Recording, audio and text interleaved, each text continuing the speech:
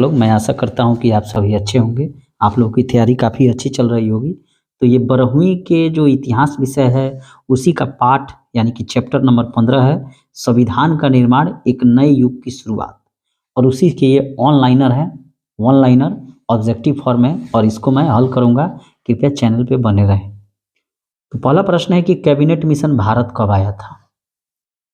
Cabinet mission है यहाँ पर, भारत कब आया था? तो इसका उत्तर होगा मार्च 1946 ईस्वी में कैबिनेट मिशन भारत आया था। और इसी के अनुशंसाओं के आधार पर ही यहाँ पर संविधान सभा का गठन हुआ था। ठीक है, कैबिनेट मिशन के अध्यक्ष का क्या नाम था? तो इनके अध्यक्ष का नाम था पैथिक लॉरेंस। ठीक है, नेक्स्ट पे चलते हैं कि संविधान सभा का गठन कब हुआ? तो इसका भी उत्तर होगा कि जैसे कैबिनेट मिशन मार्च 1946 में आया, तो सन 1946 में ही संविधान सभा का गठन हुआ। और जब संविधान सभा के गठन हुआ तो इसके प्रथम अध्यक्ष कौन थे संविधान सभा के? तो इसका उत्तर होगा डॉक्टर सच्चिदानंद सिन्हा। क्या कौन थे? सच्चिदानंद सिन्हा। लेकिन ये जो थे ये अस्थायी अध्यक्ष थे। ठीक है, 2 दिसंबर 1946 को डॉक्टर सच्चिदानंद सिन्हा को संविधान सभा का प्रथम अध्यक्ष बनाया गया। और ठीक इसके 9 दिन बाद जो है 11 दिसंबर 1946 को संविधान सभा का अस्थाई अध्यक्ष जो है वो डॉक्टर राजेंद्र प्रसाद को बनाया गया।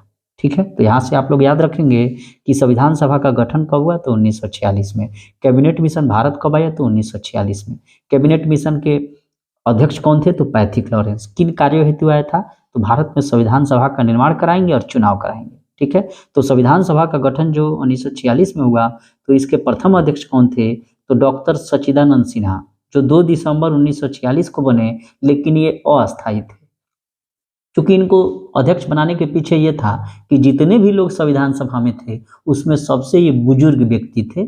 और ठीक इसके 9 दिन बाद 11 दिसंबर 1946 को संविधान सभा का अस्थायी अध्यक्ष डॉक्टर राजेंद्र प्रसाद को बनाया गया, जो आगे चलकर देश के राष्ट्रपति बने।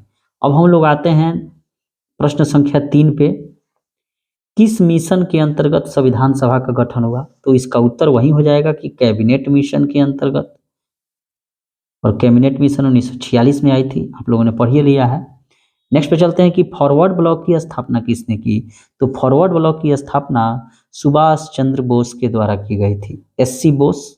ठीक है, और इसकी स्थापना उन्होंने 1939 ईस्वी में की थी। ठीक है, और इसके अलावा ये कांग्रेस के भी अध्यक्ष थे। इनको नेताजी की उपाधि रविन्द्रनाथ टैगोर ने दी थी सुभाष चंद्र बोस को। और इन्होंने दिल्ली चलो, तुम मुझे खून दो, मैं तुम्हें आज़ादी दूंगा, जैसे इन्होंने नारे दिए थे। नेक्स्ट पे चलते हैं कि भारतीय स्वतंत्रता अधिनियम कब बना? ये काफ़ी इंपॉर्टेंट प्रश्न है और इसका सही उत्तर होगा 18 जुलाई 1947 ईस्वी को। इस डेट को आप लोगों को याद रखना है कि भारतीय स्वतंत्रता अधिनियम, ये अधिनियम कब बना? तो 18 जुलाई 1947 को भारतीय स्वतंत्रता अधिनियम बना। और मैं इसे स्टार लगा रहा हूं, आप लोग इस प्रश्न को ध्यान देंगे। ठीक है, नेक्स्ट पे हम लोग चलते हैं। और आप लोग को बता दूं कि ये पाठ संख्या 15 है, भारतीय इतिहास, जो कि 12वीं की बिहार बोर्ड की है। और उसी में पाठ संख्या 15 में संविधान का निर्माण एक नए युग की शुरुआत। और ये क्या है? तो ये वन लाइनर प्रश्न है, अर्थात ऑब्जेक्टिव टाइप के। ठीक है, और आप लोग भी जब मैं प्रश्न को पढ़ रहा हूं तो इसका उत्तर कमेंट सेक्शन में दे सकते हैं। ठीक है, तो प्रश्न संख्या 6, संविधान सभा का अध्यक्ष किसे बनाया गया था? तो यहां जब भी ये प्रश्न पूछे कि संविधान सभा का अध्यक्ष किसे बनाया गया था, तो आप लोगों को जो ऑप्शन मिलता है उस ऑप्शन में ध्यान देना है। अगर वहां पर ऑप्शन में लिख रहा हूं डॉक्टर सच्चिदानंद सिन्हा, डॉक्टर राजेंद्र प्रसाद, इन दोनों नामों में से कोई एक रहेगा। ठीक है, तो संविधान सभा का अध्यक्ष किसे बनाया गया था? तो या तो सच्चिदानंद सिन्हा रहेगा ऑप्शन में, या डॉक्टर राजेंद्र प्रसाद रहेगा। दोनों में से कोई एक सही उत्तर में दे सकते हैं आप। लेकिन अगर यहाँ पर प्रश्न ये रहता कि संविधान सभा के प्रथम अध्यक्ष कौन थे, तब इसका उत्तर हो जाएगा डॉक्टर सच्चिदानंद सिन्हा। ठीक है, अगर राजेंद्र प्रसाद रहे तो भी, ठीक है। अगर ये प्रश्न पूछे कि संविधान सभा का अस्थाई अध्यक्ष कौन था, तब डॉक्टर राजेंद्र प्रसाद होगा। मैं एक बार इसको फिर से समझा देता हूं कि अगर आपके प्रश्न में पूछे कि संविधान सभा का अध्यक्ष किसे बनाया गया था, तो आपका जो प्रश्न का उत्तर होगा उसमें से इन दोनों में से कोई एक ही नाम पूछेगा, कोई एक नाम देखिए मार दीजिए। लेकिन अगर ये पूछे कि संविधान सभा के प्रथम अध्यक्ष कौन थे, तो डॉक्टर सच्चिदानंद सही होगा। और संविधान सभा के अस्थाई अध्यक्ष कौन थे, तो डॉक्टर राजेंद्र प्रसाद होगा। ठीक है, नेक्स्ट चलते हैं कि 24 जनवरी 1950 को संविधान सभा के कितने सदस्यों ने संविधान पर हस्ताक्षर किए थे, तो 284 मेंबरों ने, 284 सदस्यों ने 24 जनवरी 1950 को संविधान सभा का जो फॉर्मेट तैयार हुआ था, जो किताब तैयार हुआ था, उस पर 284 व्यक्तियों ने साइन किया। ठीक है, और इसके 2 दिन बाद 26 जनवरी 1950 को भारतीय संविधान लागू कर दिया गया। ठीक है, नेक्स्ट पे चलते हैं कि भारत का अंतिम वायसराय कौन था। यहां देखिए का है, तो भारत का अगर लगा देगा तो वो व्यक्ति भारतीय होगा और उसका नाम है सी राजगोपालचारी। अगर यहां प्रश्न उठता है कि भारत के अंतिम वायसराय कौन था, तो के लगा है, तो इसका उत्तर होगा लॉर्ड माउंट बेटन। ठीक है, आप लोग इस चीज को ध्यान रखिएगा। और यहां से एक चीज और इसमें डाल सकता है कि भारत का अंतिम भारतीय अगर पूछ दे तो सी राजगोपालचारी ही होंगे। तो का और के में अंतर रखना है, के पूछेगा तो माउंट बेटन, का पूछे तो सी राजगोपालचारी, अंतिम भारतीय पूछे तो सी राजगोपालचारी। ठीक है, नेक्स्ट पे चलते हैं कि भारत का संविधान कब लागू हुआ। ये काफी इंपॉर्टेंट प्रश्न है। तो 26 जनवरी 1950 को भारत का संविधान लागू हुआ। ठीक है, और इसी के ठीक 2 दिन पहले 24 जनवरी 1950 को संविधान को अंतिम रूप दिया गया और उस पर कुल 284 व्यक्तियों ने हस्ताक्षर किए। ठीक है, प्रश्न संख्या 10, जब भारत 15 अगस्त 1947 को आजाद हुआ उस समय ब्रिटेन में किस पार्टी की सरकार थी। ये काफी इंपॉर्टेंट प्रश्न है और इसको आप लोग ध्यान रखेंगे। तो लेबर पार्टी की सरकार थी। ठीक है, तो वहां पर जो थी कि जब भारत 15 अगस्त 1947 को आजाद हुआ उस समय ब्रिटेन में किस पार्टी की सरकार थी, तो लेबर पार्टी की। और वहां पर प्रधानमंत्री कौन थे, उनका नाम था क्लीमेंट एटली। क्लीमेंट एटली प्रधानमंत्री थे और लेबर पार्टी की सरकार थी। ठीक है, आराम हराम है का नारा किसने दिया, तो आराम हराम है का नारा जवाहरलाल नेहरू ने दिया और ये भारत देश के प्रथम प्राइम मिनिस्टर थे। प्यार से इन्हें बच्चे चाचा कहते थे। और जवाहरलाल नेहरू का जो जन्म है वह 14 नवंबर 1989 में हुआ था और 14 नवंबर को ही हम लोग बाल दिवस के रूप में मनाते हैं क्योंकि बच्चे इन्हें प्यार से चाचा कहते हैं। नेक्स्ट पे चलते हैं कि जय जवान जय किसान का नारा किसने दिया, तो जय जवान जय किसान का नारा लाल बहादुर शास्त्री ने दिया। किसने दिया, लाल बहादुर शास्त्री महोदय ने दिया। और यही इन्होंने ही सन 1928 में लाहौर में साइमन गो बैक के नारे लगाए और सैंडर्स ने इनको लाठी मारी और इनके सीने की हड्डी टूट गई और ये मृत्यु हो गई। ठीक है, फिर से आ गया कि जय जवान जय विज्ञान का नारा किसने दिया। यहां देखिए ये तीनों प्रश्न इंपॉर्टेंट है। अगर ये पूछे कि आराम हराम है तो जवाहरलाल नेहरू, जय जवान जय किसान पूछे तो लाल बहादुर शास्त्री, और जय जवान जय विज्ञान पूछे तो अटल बिहारी वाजपेयी का नाम आप लोगों ने सुना होगा। अटल बिहारी वाजपेयी जो भी देश के प्रधानमंत्री रहे हैं बीजेपी के, तो इन्होंने नारा दिया जय जवान जय विज्ञान। ठीक है, नेक्स्ट पे चलते हैं कि शेरे पंजाब किसे कहा जाता है, तो शेरे पंजाब लाला लाजपत राय को कहा जाता है शेरे पंजाब। ठीक है, अल हिलाल नाम का प्रकाशन किसके द्वारा किया गया, तो एक प्रकार का समाचार पत्र था और इसका प्रकाशन अबुल कलाम आजाद। ये अबुल कलाम आजाद देश के प्रथम शिक्षा मंत्री थे। पहले एजुकेशन मिनिस्टर कौन थे, शिक्षा मंत्री, तो अबुल कलाम आजाद थे। ठीक है, और देश के एक और राष्ट्रपति हुए हैं उनका नाम है अब्दुल कलाम आजाद। तो अबुल और अब्दुल में अंतर है। ठीक है, तो ये अबुल कलाम आजाद हैं जिन्होंने अल हिलाल का प्रकाशन शुरू किया था। ठीक है, नेक्स्ट पे हम लोग चलते हैं कि भारतीय संविधान के अनुसार संप्रभुता किस में निहित है, तो भारतीय संविधान के अनुसार संप्रभुता ऑप्शन में आपका या तो जनता रहेगा जनता का मतलब होता है जो यहाँ के भारत देश के जो लोग हैं, या तो आपको जनता रहेगा या अर्थात लोग, उन्हीं लोगों में भारतीय संविधान के अनुसार संप्रभुता निहित है, या दूसरा ऑप्शन रहेगा भारतीय संविधान, तो खुद संविधान में ही और यहाँ के जनता में ही संप्रभुता निहित है, अर्थात इसके सारा मालिकाना जो है, संप्रभुता का मतलब होता है मालिकाना हक, तो भारतीय संविधान का मालिकाना हक यहाँ का जनता है या यहाँ के संविधान है, और दोनों में से कोई एक ऑप्शन रहे उसको आप मार सकते हैं। ठीक है, नेक्स्ट चलते हैं कि संविधान बनाने में कुल कितना समय लगा था। ये काफी इंपॉर्टेंट है कि संविधान बनाने में कुल 2 वर्ष 11 माह और 18 दिन का समय लगा था। ठीक है, ये बहुत ही इंपॉर्टेंट प्रश्न है। नेक्स्ट पे हम लोग चलते हैं कि किसान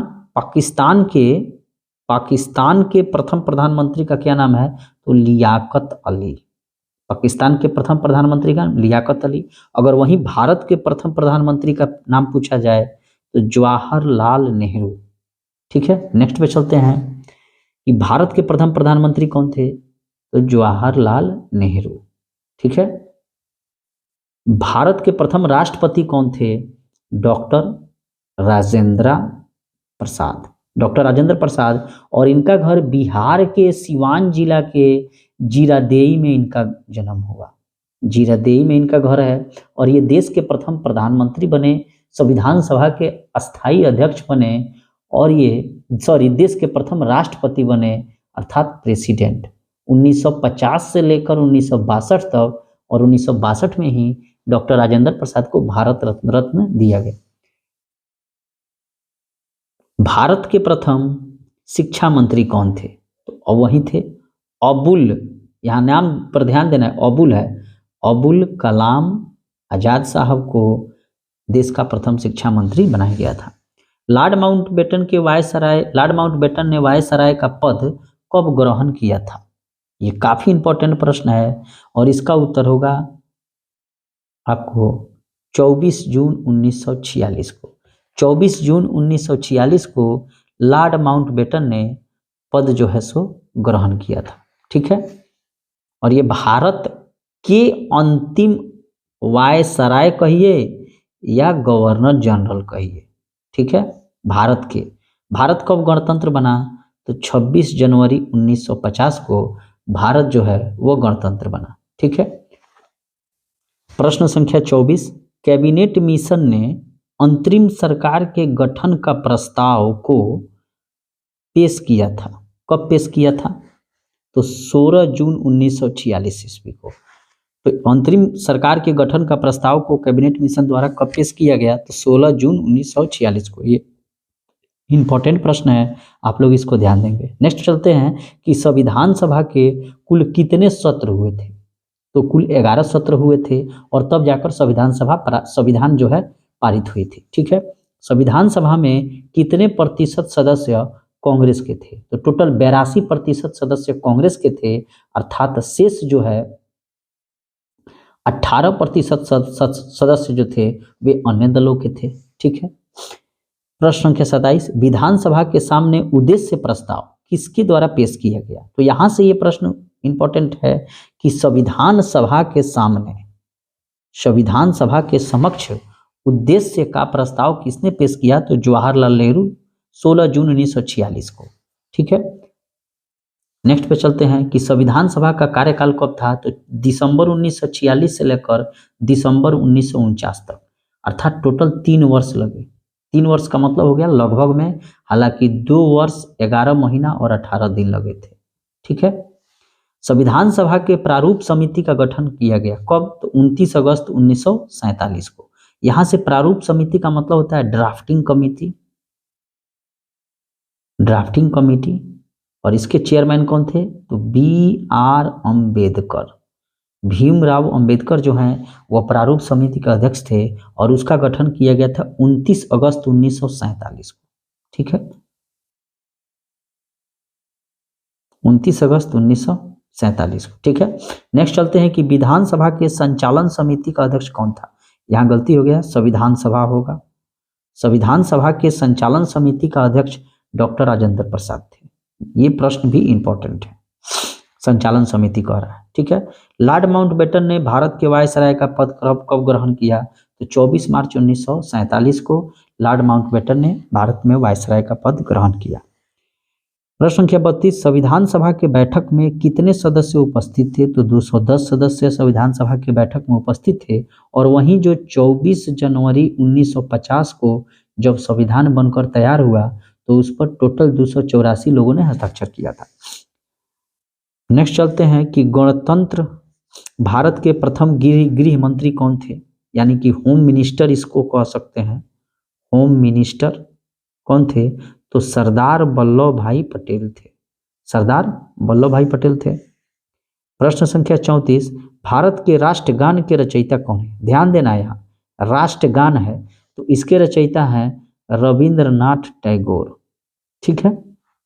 अगर यहीं से पूछता कि राष्ट्रीय गीत के रचयिता कौन है तो बंकिम चंद्र चटर्जी, ठीक है। और राष्ट्रीय गीत का क्या नाम है? तो वंदे मातरम। और राष्ट्रीय गान क्या है? तो जन गण मन, ठीक है। राजेंद्र प्रसाद का जन्म कहाँ हुआ था? तो जीरादेई जगह है कहाँ? तो सिवान बिहार में। यहीं पर डॉक्टर राजेंद्र प्रसाद का जन्म हुआ था। नेक्स्ट प्रश्न पे चलते हैं। तो इस तरह ये हमारा पाठ जो 15 है भारतीय इतिहास का, बिहार बोर्ड का, कि उसमें संविधान का निर्माण, ये कंप्लीट हुआ। अगर चैनल पे नए हैं तो इसको सब्सक्राइब कर लीजिए, ठीक है, क्योंकि यहाँ पर आपको complete history, geography, political science, economics, जितने भी आर्ट्स के विषय हैं वो होम साइंस के क्यों ना हो, ठीक है, अंग्रेजी, हिंदी, जो भी 11वीं और 12वीं में जो किताबें आर्ट्स विषय की हैं उसकी सारी ऑब्जेक्टिव, सब्जेक्टिव में लॉन्ग और शॉर्ट क्वेश्चन कंप्लीट आपकी तैयारी कराई जाएगी। और साथ ही 9वीं और 10वीं के क्लास की भी तैयारी कराई जाती है। तो इसलिए कृपया चैनल को सब्सक्राइब कर लें। कोई सजेशन हो तो कमेंट कर सकते हैं, ठीक है। बहुत जल्द ही बड़े वाले डिस्प्ले बोर्ड के माध्यम से आपको समझाया जाएगा। जो बहुत बड़ा टीवी होता है उसी के माध्यम से, एलईडी के माध्यम से आपको स्मार्ट क्लास भी उपलब्ध कराई जाएगी। मिलते हैं एक नए वीडियो में, तब तक के लिए थैंक यू।